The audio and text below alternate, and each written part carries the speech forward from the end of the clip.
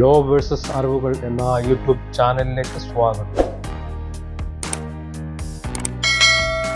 2024 ബജറ്റിനെ കുറിച്ചാണ് ഇന്ന് സംസാരിക്കുന്നത്. ധനകാര്യമന്ത്രി ശ്രീമതി നിർമ്മല സീതാരാമൻ പാർലമെന്റിൽ അവതരിപ്പിച്ച 2024 ബഡ്ജറ്റ് പ്രകാരം നിരവധി ആനുകൂല്യങ്ങൾ പ്രഖ്യാപിച്ചിട്ടുണ്ട്. സാധാരണക്കാരെ ബാധിക്കുന്ന പ്രധാനപ്പെട്ട 10 ആനുകൂല്യങ്ങളെക്കുറിച്ചാണ് ഇവിടെ പ്രതിപാദിക്കുന്നത്. 1. സ്വർണത്തിൻ്റെ ഇറക്കുമതി തീരുവ 15% നിന്നും വെറും 6% കുറച്ചു. ഇതുമൂലം സ്വർണ്ണാഭരണങ്ങളുടെ വിലയിൽ ഗണ്യമായ കുറവ് വന്നിട്ടുണ്ട്. ഒരു പവൻ സ്വർണത്തിന് 2130 രൂപയുടെ കുറവാണ് വരുത്തിയിരിക്കുന്നത്. കൂടാതെ ആഭരണ കയറ്റുമതിയിൽ ഏർപ്പെട്ടിരിക്കുന്ന വ്യാപാരികൾക്ക് അവരുടെ ബിസിനസ്സിൽ ഗണ്യമായ വർധനവ് പ്രതീക്ഷിക്കാം.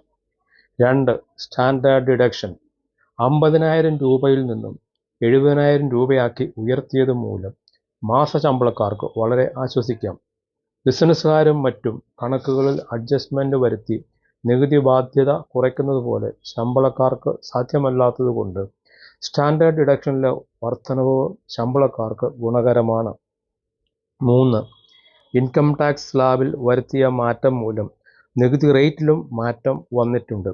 ഇതുമൂലം ഒരു വ്യക്തിക്ക് സ്റ്റാൻഡേർഡ് ഡിഡക്ഷനിലെ 25,000 രൂപ കൂടാതെ മറ്റൊരു 17,500 രൂപയുടെ ആനുകൂല്യവും ലഭിക്കും. പുതുക്കിയ സ്ലാബ് റേറ്റിൻ്റെ ടേബിൾ ഈ വീഡിയോയുടെ അവസാന ഭാഗത്ത് ചേർത്തിട്ടുണ്ട്. 4.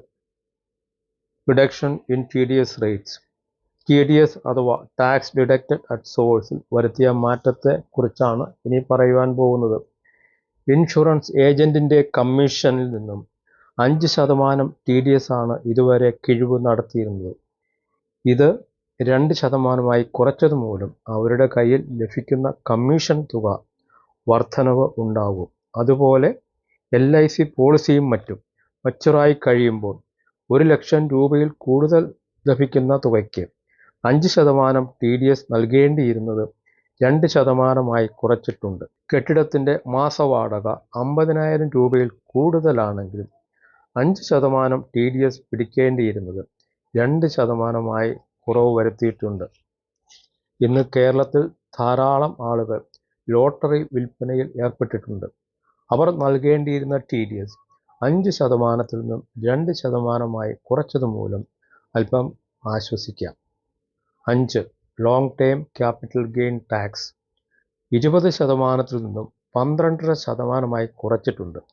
വസ്തുക്കളും മറ്റും വിൽക്കുമ്പോൾ വരുന്ന വർധനവിൻ്റെ നികുതിയാണ് long term capital gain tax എന്ന് അറിയപ്പെടുന്നത്. ഇതിനായി ഒരാൾ വസ്തുക്കളും മറ്റും കൈവശം ഉണ്ടായിരിക്കുന്നത് 24 മാസത്തിൽ കുറയുവാൻ പാടില്ല. അപ്രകാരം കൈവശം വച്ചതിന് ശേഷം സെയിൽ നടത്തിയതിൻ്റെ നികുതിയിലാണ് കുറവ് വരുത്തിയിരിക്കുന്നത്. എന്നാൽ ഇതുവരെ ലഭിച്ചിരുന്ന ഇൻഡെക്സേഷൻ ബെനിഫിറ്റ് ഇനി മുതൽ ലഭിക്കുകയില്ല. ദീർഘകാലം കൈവശമുണ്ടായിരുന്ന വസ്തു വിൽക്കുമ്പോൾ വസ്തു വാങ്ങിയ വിലയിൽ നിന്നും ഇൻഫ്ലേഷൻ അഥവാ വിലക്കയറ്റത്തിൻ്റെ ആനുകൂല്യമായി ലഭിക്കുന്ന തുകയ്ക്കാണ് ഇൻഡെക്സേഷൻ ബെനിഫിറ്റ് എന്ന് പറയപ്പെടുന്നത്. സാധാരണക്കാർക്ക് ഇത് വളരെ ഗുണകരമായിരുന്നത് നിർത്തലാക്കിയത് മൂലം ക്യാപിറ്റൽ ഗെയിൻ ടാക്സിൽ വരുത്തിയ കുറവിന് തിളക്കം ഉണ്ടാവില്ല.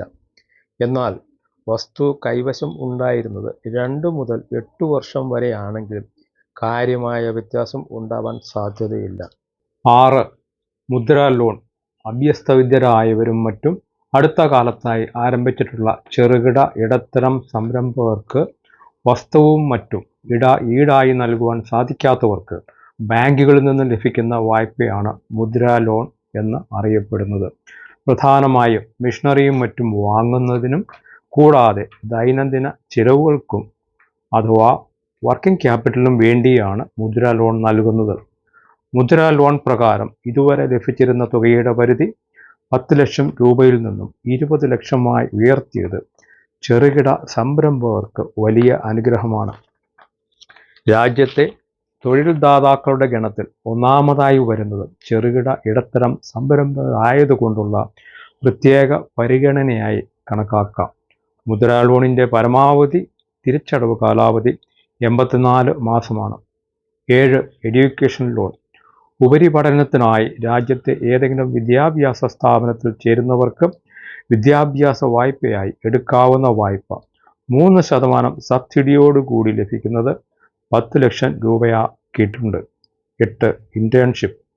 പഠനത്തിന് ശേഷം സ്കിൽ ഡെവലപ്മെൻറ്റിൻ്റെ ഭാഗമായി ഇന്റേൺഷിപ്പിന് വ്യവസായ സ്ഥാപനങ്ങളിൽ ചേരുന്ന യുവാക്കൾക്ക് 5000 രൂപ ഓരോ മാസവും ഗവൺമെൻറ്റിൽ നിന്നും നൽകുന്നതിന് 2024 ബഡ്ജറ്റിൽ പ്രഖ്യാപനം ഉണ്ട്. 9. Import duty on medicines. Cancer സംബന്ധമായ 3 മരുന്നുകൾക്കുള്ള ഇറക്കുമതി തീരുവ എടുത്തു കളഞ്ഞത് മൂലം മരുന്നിൻ്റെ വിലയിൽ കുറവ് വരുന്നത് ക്യാൻസർ രോഗികൾക്ക് ആശ്വാസമാണ്. 10. പട്ടണങ്ങളിൽ താമസിക്കുന്ന താഴേക്കിടയിലുള്ളവരുടെ ഭവന നിർമ്മാണത്തിനായി അടുത്ത 5 വർഷത്തേക്ക് 10 ലക്ഷം കോടി രൂപ ബജറ്റിൽ വകയിരുത്തിയിട്ടുണ്ട്. ഇത് പട്ടണങ്ങളിൽ താമസിക്കുന്ന സാധാരണക്കാർക്ക് വലിയ ആശ്വാസമായിരിക്കും. നിങ്ങളുടെ സംശയങ്ങളും മറ്റും കമൻറ്റ് ബോക്സിൽ ഇടുകയാണെങ്കിൽ മറുപടി ലഭിക്കുന്നതാണ്. Thank you for watching.